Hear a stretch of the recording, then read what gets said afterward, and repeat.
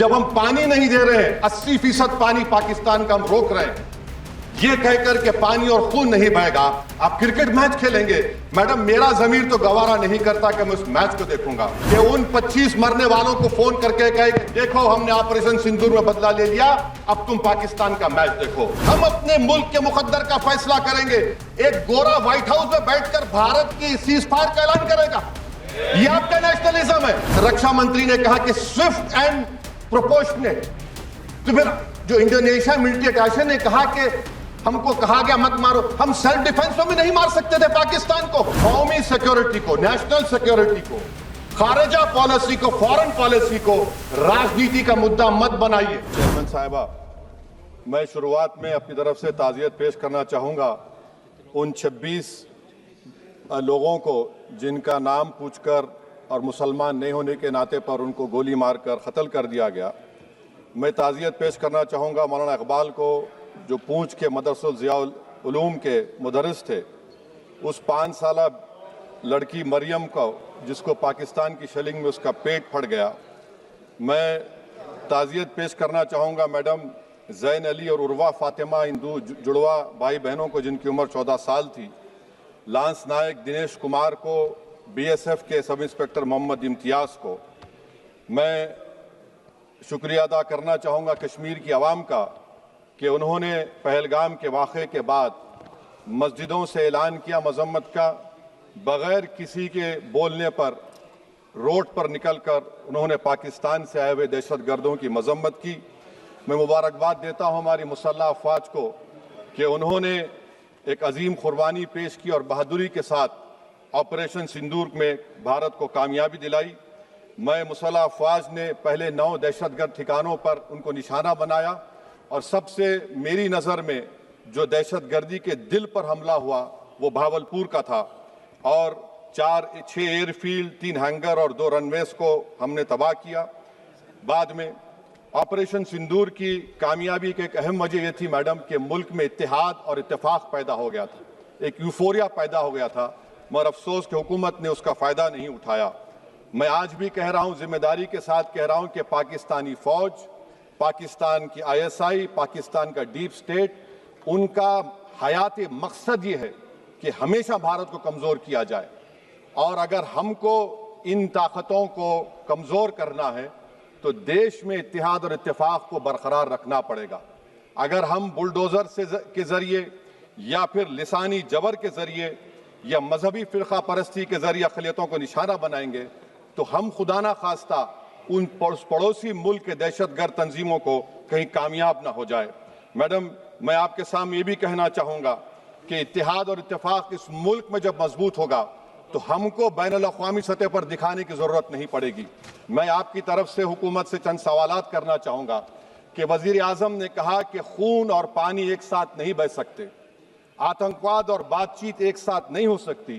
तो मेरा सवाल आपके ज़रिए से वज़ीर आज़म और हुकूमत से ये है, फिर जिन इंसानों को बैसारा की वादी में मारा गया था, क्या आपका ज़मीर इस बात की इजाज़त देता है कि आप ट्रेड बंद कर दिए, पाकिस्तान का एयरक्राफ्ट हमारे एयर स्पेस में नहीं आ सकता, उनकी कश्ती हमारे पानी में नहीं आ सकती, ट्रेड ख़त्म हो चुका है डायरेक्ट इनडायरेक्टेड, आपका ज़मीर जिंदा क्यों नहीं है? किस सूरत से आप पाकिस्तान से क्रिकेट मैच खेलेंगे जब हम पानी नहीं दे रहे हैं? 80% पानी पाकिस्तान का हम रोक रहे हैं, ये कहकर के पानी और खून नहीं बहेगा, आप क्रिकेट मैच खेलेंगे। मैडम, मेरा जमीर तो गवारा नहीं करता कि मैं उस मैच को देखूंगा। क्या इस हुकूमत में इतनी हिम्मत है कि उन 25 मरने वालों को फोन करके कहे कि देखो हमने ऑपरेशन सिंदूर में बदला ले लिया, अब तुम पाकिस्तान का मैच देखो? बड़ी अफसोस की बात है मैडम। मैडम, अकाउंटेबिलिटी किस पर है? पहलगाम किसने किया? 7.5 लाख हमारी फौज और सेंट्रल पैरामिलिट्री फोर्स है, ये कहां से 4 चूहे घुसकर हमारे भारत के नागरिक को मारे? अकाउंटेबिलिटी किस पर फिक्स होगी? LG पर फिक्स होगी तो LG को बरतरफ करिए, IB पर आती है तो एक्शन लीजिए, पुलिस पर आती है तो एक्शन लीजिए, मगर आप ये समझ रहे हैं कि ऑपरेशन कर दिया और हम खामोश लोग भूल जाएंगे। अकाउंटेबिलिटी फिक्स करना पड़ेगा। मैडम, डिटरेंस आपकी क्या है? आपने सर्जिकल स्ट्राइक किया, आपने बालाकोट किया, फिर ये पहलगाम हुआ, तो आपकी डिटरेंस की पॉलिसी नाकाम साबित हुई। कश्मीर की पॉलिसी नाकाम साबित हुई, 370 हटा दिया आपने एक रियासत को यूटी बना दिया और उसके बावजूद भी दहशतगर्द वहां पर पहुंच गए। तो और अफसोस मुझे इस बात का होता है मैडम कि पाकिस्तान को हम जानते हैं, पाकिस्तान और इजराइल इस पूरी दुनिया में एक फेल्ड स्टेट है और पाकिस्तान के आर्मी चीफ को, जिससे हमारे स्ट्रेटेजिक रिलेशनशिप, इसको अपना दोस्त कहते हैं, उस देश का प्रेसिडेंट उस शख्स को बुलाकर खाना खिलाता है अपने साथ जिसके भाषण से हमारे लोग मारे गए थे। तो क्या आपकी खारजा पॉलिसी कामयाब हुई? आप देख लीजिए। अच्छा, हमारे देश में एक ऐसी तंजीम है जिसका वजूद नफरत की बुनियाद पर और मजहबी अज़बियत को फैलाने के लिए बनाया गया। उनको तकलीफ है सेकुलरिज्म से, सोशलिज्म से, मगर हमारे संविधान के प्रियम्बल में लफ्ज सॉवरेन है। सॉवरेन का मतलब यह है कि हम खुद मुख्तार हैं, हम हाकिम आला हैं, हम अपने मुल्क के मुकद्दर का फैसला करेंगे। एक गोरा व्हाइट हाउस में बैठकर भारत की सीज फायर का ऐलान करेगा? यह आपका नेशनलिज्म है? अफसोस होता है मुझे सर। मैडम मैं आपसे पूछना चाह रहा हूं कि अगर एक चचा सैम ऐलान कर रहे हैं तो हमारी फौज पर क्या असर पड़ा होगा, हमारे उन पायलटों पर क्या असर पड़ेगा जो नहीं मालूम कितनी ऊपर आसमानों पर भारत की हिफाजत कर रहे हैं। वो नेवी का सिपाही जो समंदर में खड़ा हुआ है, उसको यह नहीं मालूम हो रहा है कि मेरा प्रधानमंत्री ऐलान नहीं किया, एक गोरे ने ऐलान किया। बड़ा ये आपके कैसा होगा ये? मैडम मेरा सवाल हुकूमत से यह भी है कि हम कोई एडवर्सेरियल कंट्री नहीं है अमेरिका के लिए, हम दोस्त हैं, स्ट्रेटेजिक रिलेशनशिप है, क्या क्या एग्रीमेंट हमने साइन नहीं किया, तो क्या ये दोस्ती निभा रहे हैं?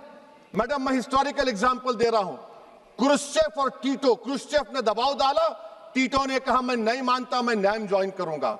मैडम फ्रांस और यूएसए, डिगोल को जब यूएसए ने दबाव डाला तो डिगोल ने कहा कि तुम दोस्त हो मगर हमारी खारिजा पॉलिसी आजाद ना है।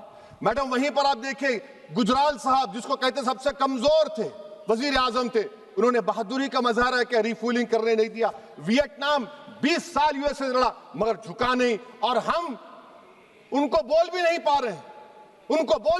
रहे, हम तो कोई दुश्मन मुल्क तो नहीं है अमेरिका के, ये आपको समझने की जरूरत है। और मैडम यहां पर वजीर खारजा ने कहा वो चीन गए, डिप्टी चीफ ऑफ स्टाफ ने कहा कि चीन के इक्विपमेंट एक लाइव लैब था हमारे उनके लिए। क्या आपने कहा चीन को कि तुमने क्यों दिया पाकिस्तान को हथियार? आप नहीं कहे। और मैडम आप जानते हैं कि रक्षा मंत्री ने कहा कि स्विफ्ट एंड प्रोपोर्शनेट, तो फिर जो इंडोनेशिया मिलिट्री अटैचे ने कहा कि हमको कहा गया मत मारो, हम सेल्फ डिफेंस में भी नहीं मार सकते थे पाकिस्तान को। और अगर आप ट्रंप के बयान को गलत कह रहे हैं कि 5 एयरक्राफ्ट नहीं गिरे, मैं यकीन करता हूं आपकी बात का, आप हमारे पायलट्स को कमेंट करिए ना, हमारे पायलट्स को कमेंट करिए कि हम अपने पायलट्स की तारीफ करते हैं, आप वो भी नहीं करना चाहते। मैं हुकूमत से जानना चाहता हूं मैडम कि क्या फ्रांस ने हमको सोर्स कोड नहीं दिया जिसकी वजह से हमारे एयरक्राफ्ट को क्या नुकसान हुआ? अब मुस्तकबिल में आप हथियार खरीदेंगे तो क्या आप सोर्स कोड हासिल करेंगे? और मैडम मैं आपको बताना चाह रहा हूं, मेरे सवाल का जवाब हुकूमत दे, हमारे पास सैंक्शन जो स्क्वाड्रन है 42 है, 60 साल के बाद सिर्फ 29 काम कर रहे हैं। पाकिस्तान के पास 25 हैं, चीन के पास 50 से ज्यादा हैं। 11 साल से आप सरकार में हैं, सबमरीन नहीं है, थर्ड एयरक्राफ्ट कैरियर कहां पर है आप बताइए। और मैडम FATF में लाना पड़ेगा आपको, अगर आप विश्व गुरु हैं तो हम आपको चैलेंज कर रहे हैं, आप G7 के कंट्रीज को, GCC को और चचा सैम को राजी कराइए कि पाकिस्तान को, मैडम खत्म कर रहा हूं, FATF में दोबारा लाया जाए। मैडम ऑल पार्टी मीटिंग हुई, देखिए कितना कॉन्ट्रडिक्शन है केंद्र सरकार में और स्टेट सरकार में। ऑल पार्टी मीटिंग में मैं था, केंद्र सरकार ने कहा कि नहीं, बैसारन मिडोस पर तो कोई जा ही नहीं सकता, जून से पहले इजाजत लेना पड़ेगा। बाद में हमको मालूम हुआ कि साल भर खुला रहता मिडोस सिवाय बारिश और स्नो के। ये कॉन्ट्रडिक्शन है केंद्र सरकार में। वहां पे मैं हुकूमत से मुतालबा करता हूं मैडम आपके जरिए से कि कौमी सिक्योरिटी को, नेशनल सिक्योरिटी को, खारिजा पॉलिसी को, फॉरेन पॉलिसी को राजनीति का मुद्दा मत बनाइए, राजनीति का मुद्दा मत बनाइए। ये हमारे मुल्क में मुफाद होगा, हमारे मुल्क के इत्तेहाद और एकजुटती को आप एक वोट का जरिया मत बनाइए। और मैं एक आखिरी बात पूछ रहा हूं मैडम, क्या चीन ने हमसे कहा था कि सीज फायर कर लो? और कैसे पाकिस्तान ने हमारे पायलट्स की बातों को सुना कि हमारा कम्युनिकेशन एनक्रिप्ट नहीं है। मैडम, आखिर में मैं अपने शेर से इस अपनी बात को खत्म करूंगा कि अपने ही हाथों से सर अपना कटाना है हमें, मादर हिंद पे भेंट चढ़ाना है हमें। किस तरह मरते हैं एहरारे वतन भारत पर, यह तमाशा है जो दुनिया को दिखाना है हमें। यह मैं भारत की उस बहादुर फौज के नाम पे करता हूं, मुसल्ह फौज के नाम पे करता हूं। यह शेर कहने वाला कोई बीजेपी का नहीं था, यह शेर कहने वाले का नाम शेर था, शहीद अशफाकुल्लाह। मैं फिर से हुकूमत से कह रहा हूं, पाकिस्तान टेररिज्म करेगा, आप तैयार हो जाइए। आप चीन से मोहब्बत, कितना इम्बैलेंस हो रहा ट्रेड का, कितना इम्बैलेंस हो रहा है चीन से। अच्छा, जब गलवान हुआ उस वक्त भी ट्रंप ने कहा था कि मैं बात करूंगा, हमने कहा नहीं बात करेंगे, जरूरत नहीं है। आज ट्रंप हमारे से पहले बोलता है इज्जत नफ्स भी कोई चीज होती है। इख्तिदार में कोई यहां रहेगा, कोई वहां रहेगा, मगर इख्तिदार में इकबाल होना चाहिए। बदबख्ती की बात यह है कि आपने इकबाल को खो दिया। बहुत बहुत शुक्रिया।